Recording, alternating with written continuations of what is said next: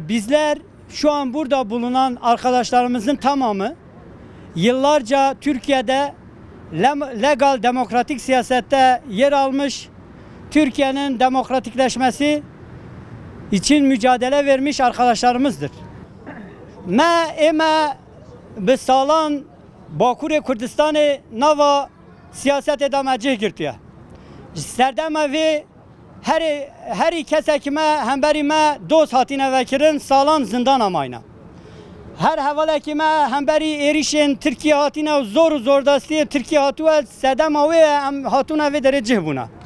Êsta em lêre dijîn bes çi qas em vê derê jî bin û dewleta Tirkiye li ser mobaylan da û ser sosyal medyayê da yek û yek hevalên me hemûya tehdît dike, bi malbatên me ve tehdît dike û şantaja dike.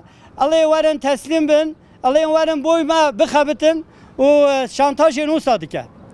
Ev têrê naket, ne bes dîtîne îro bi şeveqê saet katê heştê da bêjim serçinar hevalê me wê derê dukandara wê derê îş dike, bêjim firmayekê pasê da îş dike. İro beyanê saet heşt kesekê hiç ne diyar ne nas hatûya wê derê hevalê me êrişekê hemberî wê êrişekê çekdarî pêkînaye û derkevtûye çûye.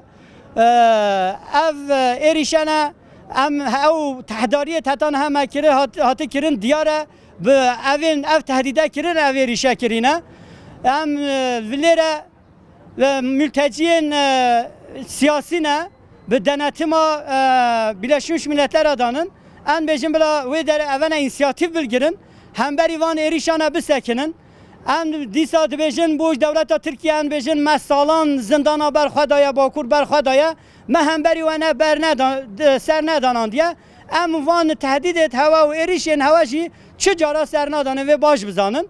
Em çûn me hinekî hevdîtin jî çêkirin bêjim beşê asayişê wan ra jî rastî wekî bûyerekî birêzî nêzik dibûn me ev qebûl nekir. Ew kesê hatî ji bo kuştina yek û yekê kuştina hevalê me hatûye fîşek berdaya serê hevalê me bes bêjim serê û nedaye. Êsta yanî rastî jî bûyerekî pir girîng derbas kiriye hevalê me. Hêj aliyê tenduristiyê da awdiya û dewam e berdewam e. Êsta li nexweşxaneyê razan diye.